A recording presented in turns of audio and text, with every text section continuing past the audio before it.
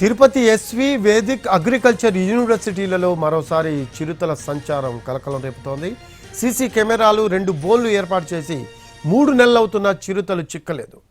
కుక్కలు, దుప్పులు, జింకల కోసం చిరుతలు సంచరిస్తూ ఉన్నాయి.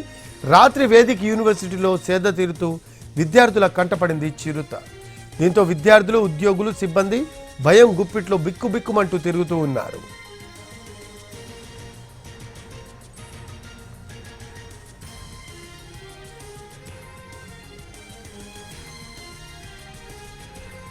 తిరుపతి ఎస్వి వేదిక్ అగ్రికల్చర్ యూనివర్సిటీలలో మరోసారి చిరుతల సంచారం కలకలం రేపుతోంది. సీసీ కెమెరాలు 2 బోన్లు ఏర్పాటు చేసి 3 నెలలవుతున్న చిరుతలు చిక్కలేదు.